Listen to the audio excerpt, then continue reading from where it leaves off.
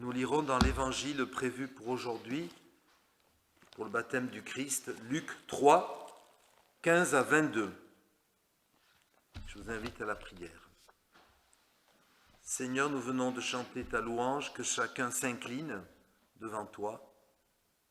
Seigneur, des gens ne te connaissent pas. Comment vont-ils s'incliner devant toi? Aide-nous à témoigner justement fidèlement de toi par nos paroles et par nos gestes, et que tous puissent avoir accès à l'évangile qui veut dire bonne nouvelle. Amen. Alors Luc 3, 15. Comme le peuple était dans l'attente et que tous se demandaient en eux-mêmes si Jean-Baptiste n'était pas le Christ, le Messie, il leur dit à tous, « Moi, je vous baptise d'eau, mais il vient celui qui est plus puissant que moi, et je ne suis pas digne de délier la courroie de ses chaussures. Lui, il vous baptisera de Saint-Esprit et de feu.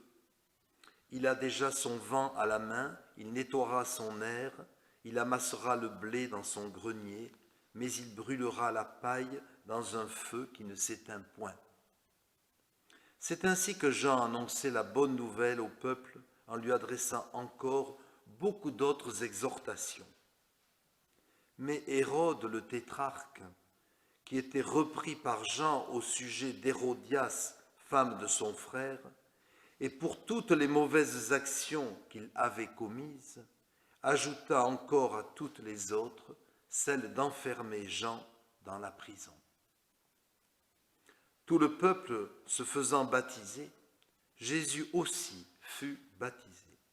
Et pendant qu'il priait, le ciel s'ouvrit et le Saint-Esprit descendit sur lui sous une forme corporelle comme une colombe.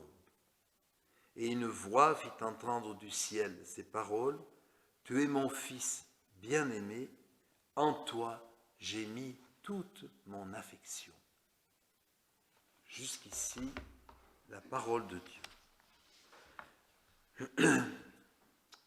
Alors le baptême de Jésus par son cousin Jean-Baptiste, un événement plus important qu'il n'y paraît. N'y voyons pas une sorte de rite secondaire, mais plutôt la marque du salut que Jésus est venu inaugurer à Noël et qu'il manifeste là. Voyons-y aussi l'annonce du Saint-Esprit sous la sympathique colombe, sous les traits de la colombe.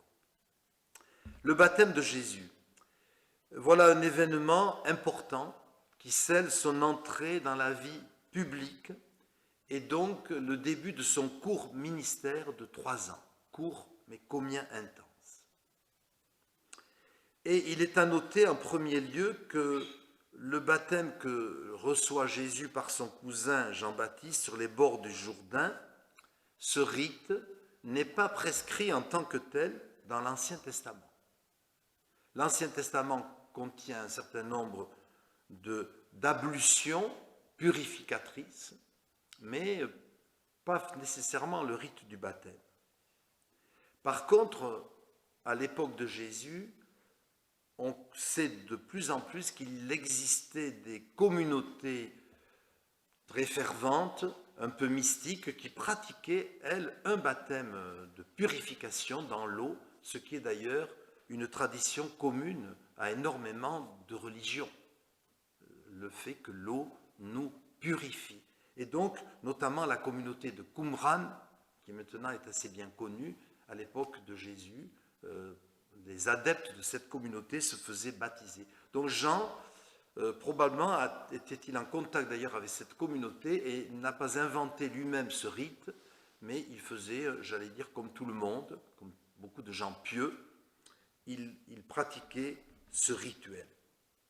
C'est un rituel de repentance, le mot, on va y revenir, on demande pardon à Dieu pour ses péchés et on demande que l'eau, symboliquement, nous purifie. Donc, qui est différent, attention, du baptême chrétien, oui, du baptême que Jésus, lui, va instituer notamment à la fin de l'Évangile. Baptisez-les, etc. Le baptême chrétien est davantage une adhésion à la personne du Christ et à la Trinité, plus que, j'allais dire, plus que la repentance elle-même. On va plutôt dire que l'un prépare l'autre. Le baptême de Jean-Baptiste, en réalité, prépare le baptême que Jésus lui-même va instituer donc plus tard. Donc il ne faut pas tout à fait confondre les deux. Alors, ça ne répond pas à la question qui est essentielle, mais enfin, que vient faire Jésus à cet endroit au milieu des pécheurs, lui qui précisément n'a pas besoin d'être purifié? Que vient-il faire là, au bord du Jourdain? Eh bien, la réponse pourrait être dans cette phrase de Luc, au verset 21, « Comme tout le peuple recevait le baptême, Jésus aussi vint le recevoir. » Jésus aussi. Ben, Jésus fait comme tout le monde, je dirais. Il est un homme populaire, et non pas populiste, bien sûr. Jésus est un homme populaire qui assume son humanité, son incarnation au milieu des autres humains tels qu'ils sont. Donc Jésus n'a pas fait semblant à Noël d'être un homme, il est vraiment un homme, exactement comme nous, à la différence qu'il n'est pas pécheur, bien sûr, et qu'il est Dieu, mais c'est autre chose. Mais donc c'est en tant qu'homme qu'il s'identifie au peuple, et oui, aux gens qui sont là majoritairement, et qui vont trouver Jean-Baptiste pour que quelque chose change dans leur vie. Et que vient-il faire? Eh bien, même Jean-Baptiste se pose la question quand il le voit arriver, et c'est Matthieu qui nous raconte cela. Jean-Baptiste veut refuser de le baptiser. Non, tu es trop pur. C'est le contraire. C'est toi qui devrais me baptiser. Et Jésus aura cette réponse extraordinaire. Laisse faire, car il convient ainsi que nous accomplissions toute justice. Donc, le baptême de Jésus est quelque chose de juste. Et en se faisant baptiser, il valide, comme on dit aujourd'hui, ce nouveau rituel dans le judaïsme. Il le valide, il l'authentifie. Donc Jésus ne se soustrait pas à cette règle populaire, au contraire, il prend sa place dans ce mouvement. Et cela nous en dit long sur sa stratégie. En effet, le baptême de Jésus montre qu'il s'identifie vraiment, je l'ai déjà un peu dit, au pécheur. Il s'identifie pour pouvoir le sauver. C'est important. C'est pourquoi on voit ça dans le parallèle de Jean. Jean-Baptiste aussi, quand il le voit arriver, va dire cette phrase qui est dans la liturgie eucharistique, « Voici l'agneau de Dieu qui enlève le péché du monde. » Quand il voit arriver son cousin, Jean-Baptiste, il dit, c'est lui l'agneau. Bien sûr, il sait que Jésus deviendra l'agneau du sacrifice, et par le sacrifice de cet agneau, comme c'était prévu dans l'Ancien Testament, nous obtiendrons le pardon de nos péchés. Ce qui fait dire à saint Paul, celui qui n'a point connu le péché, donc Jésus, il l'a fait devenir péché pour nous, afin que nous devenions en lui justice de Dieu. Donc vous voyez, Jésus avait parlé de justice, laisse faire, il faut que nous accomplissions ce qui est juste. Eh bien, par le Christ, nous devenons justice, parce qu'il s'est vraiment incarné jusque-là dans notre nature pécheresse, pour pouvoir, encore une fois, nous sauver. Alors permettez-moi donc de résumer ce point, c'est l'identification aux pécheurs, donc à nous, parce que nous sommes tous pécheurs, commence à Noël, Jésus devient un petit bébé humain, elle est révélée publiquement aujourd'hui, jour du baptême du Christ, et enfin elle culminera à la croix, où notre salut sera définitivement consommé. Alors c'est très important, et cela suscite en nous le respect, l'interrogation. et je dirais l'adoration. Vous voyez tout ce qu'il y a derrière le baptême du Christ. Cela révèle deux choses essentielles. À la fois combien nous sommes pécheurs et combien, en contrepartie, Jésus nous aime entièrement. Combien nous sommes pécheurs. Très récemment, j'avais une conversation avec quelqu'un qui me disait « Moi, je ne suis pas pécheur. Non, je n'ai rien fait de mal. Non, je ne me sens pas pécheur. » Et je pense que cette personne était sincère. Et j'ai essayé de lui dire « Mais tu sais, on est tous pécheurs. » Oui, on est loin en réalité, même si on n'a pas tué père et mère, bien sûr. Mais malgré tout, on est loin de l'idéal de l'Évangile. Ne serait-ce qu'en pensée, nous sommes tous profondément pécheurs. Et il me semble que ce message que nous avons besoin de Jésus-Christ est peut-être moins clair aujourd'hui qu'il n'était autrefois. Beaucoup pensent, de nos contemporains, qu'en réalité ils n'ont pas vraiment besoin du pardon. Ils ne sont pas si mauvais que ça. Alors c'est l'excès inverse, pense-t-il. C'est l'excès inverse de ce qui se passait autrefois, où il n'y a pas si longtemps, où on exagérait dans les églises et les temples peut-être la culpabilité en faisant peur aux gens par excès de rigueur et par menace de l'enfer. C'était trop dans un sens peut-être. Mais maintenant, est-ce qu'on ne va pas trop loin dans l'autre sens, dans l'excès inverse? Les gens n'ont-ils pas tendance à se sentir innocents a priori? Pas si mauvais que ça. Les paroles de remords sincères sont rares. C'est rare d'entendre quelqu'un qui dit « Oui, je me suis trompé, je demande pardon », tout simplement. C'est pas facile. C'est rare, justement. Et du coup, comme on ne se sent pas coupable, les paroles de pardon tombent à plat. Ben, ça correspond à quoi si j'ai rien fait de si mal? Donc, vous voyez, que Dieu me pardonne, bon, c'est gentil. Vous voyez, ça va loin spirituellement. Comment pardonner à quelqu'un qui n'est pas coupable, ou plutôt qui ne se sent pas coupable? Ensuite, comment prêcher le salut à des gens qu'ils pensent que de toute façon ils seront automatiquement sauvés? Vous connaissez l'horrible phrase de je ne sais plus qui, Dieu pardonne, c'est son métier. Eh bien, donc ils pensent que Dieu de toute façon est trop bon pour admettre que le moindre individu puisse être perdu.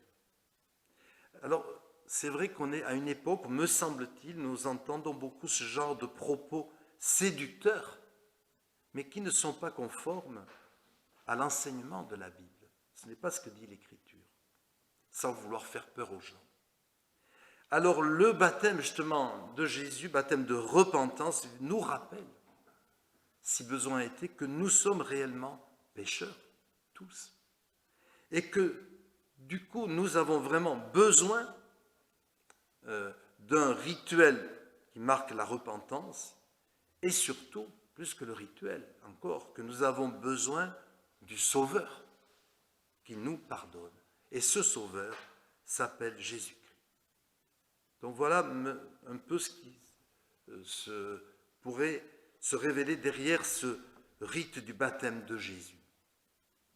Mon second point portera sur la présence du Saint-Esprit au moment du baptême.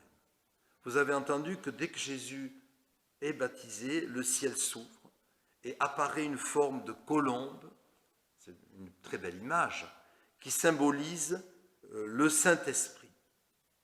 Mais Luc est le seul à mentionner un détail important. Jésus fut baptisé et pendant qu'il priait, le ciel s'ouvrit et la colombe apparut. Donc, ça veut dire une chose, pendant qu'il priait, Jésus est donc dans une attitude d'attente et de piété avant de recevoir le Saint-Esprit. Donc cela veut dire que, vous voyez, l'Esprit ne vient pas sur nous comme un dû, automatiquement, je suis baptisé, donc j'ai le Saint-Esprit. Non, ce n'est pas aussi simple. Jésus, juste après son baptême d'eau, eh bien, prie et c'est là que le Saint-Esprit lui apparaît. Alors je ne veux pas conditionner non plus l'esprit à la prière, comme si c'était la prière seule qui faisait arriver l'esprit. L'esprit est un don, bien sûr, mais quand même, il y a quelque chose qui fait réfléchir pendant qu'il priait. Donc, le fait que Jésus soit baptisé ne le dispense pas de prier. Et là, nous en arrivons aussi à l'humilité symbolisée par le baptême, parce que qui dit prière, et même quand on pense à Jésus qui est Dieu, et pourtant il prie. Alors nous qui ne sommes pas Dieu, eh bien combien nous aurions besoin de prier, bien sûr. Mais le fait de prier est un signe d'humilité. C'est avouer sa faiblesse, son impuissance et son besoin. Si je prie, eh bien, c'est que j'attends quelque chose de Dieu. C'est que j'ai besoin de lui. Et donc, je ne peux pas m'en sortir tout seul, ni par la force de ceux qui m'entourent, que ce soit un club quelconque, que ce soit un groupe d'amis, que ce soit une famille, que ce soit une paroisse. Non, je ne peux pas m'en sortir tout seul. J'ai besoin de l'extérieur. J'ai besoin d'une force extérieure à moi-même. Et c'est pourquoi il est dit, après le baptême, tandis qu'il priait, le ciel s'ouvrit. Donc vous voyez, il y a une fécondation, je dirais, entre le ciel et la terre, entre Dieu et l'homme. L'homme ne peut pas s'en sortir tout seul. Et c'est ce que je disais tout à l'heure, on a du mal à admettre qu'on est pécheur, et on a du mal aussi à admettre de nos jours davantage, me semble-t-il, que nous ne sommes pas autonomes. Nous avons besoin des autres, certes, mais nous avons besoin de Dieu. Et on entend souvent de nos jours ce genre de phrase, Dieu est en toi, cherche bien dans les profondeurs de ton cœur et tu le trouveras. Ben, ce n'est pas ce que dit Jésus. Certes, Dieu vient en nous par l'Esprit, ça c'est vrai, et du coup il est en nous, mais pas de manière peut-être permanente. Mais initialement, Dieu n'est pas en nous et Dieu est extérieur à nous, tandis qu'il priait, le ciel s'ouvrit et l'Esprit lui apparut sous forme de colombe. C'est exactement ce que nous dit Jésus quand il nous enseigne à prier, notre Père qui est aux cieux. Il aurait pu dire notre Père qui est dans mon cœur. Mais ce n'est pas ce qu'il dit. Notre Père qui est aux cieux. Donc, on a besoin de cette visitation extérieure de Dieu que Jésus expérimente lors du baptême. C'est ce que les théologiens appellent l'altérité. L'altérité entre l'homme et Dieu. Il ne faut pas confondre, il ne faut pas tout mélanger. L'homme reste homme et Dieu reste Dieu. Et donc, il ne faut pas banaliser cette altérité. Et le théologien Karl Barth avait l'habitude de dire Dieu, c'est le tout autre. Et il n'aimait pas trop quand on disait Dieu, c'est mon copain, c'est mon ami. Oui, certes, en Jésus, il est ami, mais il reste le tout autre pour montrer justement l'altérité et le fait que Dieu est Dieu et que nous avons besoin de lui qui vient nous rendre visite par la parole et par son esprit. Et je termine, frères et sœurs, par cette belle image de la colombe, promesse de l'Esprit Saint pour nous, frères et sœurs. Au moment du baptême, donc Jésus prie, et c'est alors que l'Esprit lui apparaît sous la forme de cet oiseau bien sympathique. La colombe qui dit l'alliance, la colombe avec Noé, la colombe tout au long de l'Écriture, la colombe qui dit l'alliance qu'il y a entre la terre et le ciel, entre Dieu et nous. Donc, frères et sœurs, nous ne sommes pas seuls. Le cadeau du baptême, le cadeau de la repentance, c'est l'Esprit Saint qui accomplit en nous tout ce que nous ne pouvons pas faire. et ce dialogue avec le ciel, avec Dieu, avec Jésus, eh bien, il est possible par la discrète colombe, par la discrétion, je dirais, intime, intérieure de l'Esprit Saint. Alors, puissions-nous être encouragés, frères et sœurs, par le baptême du Christ qui révèle beaucoup de choses, l'obéissance à un rite donné, j'emploie les mots, l'obéissance qui suppose l'humilité, la prière et l'attente de l'Esprit Saint qui nous est accordée tout au long de notre vie chrétienne, à nous aussi. Et par la puissance de l'Esprit, eh bien, nous serons transformés et le monde lui-même sera transformé. Amen.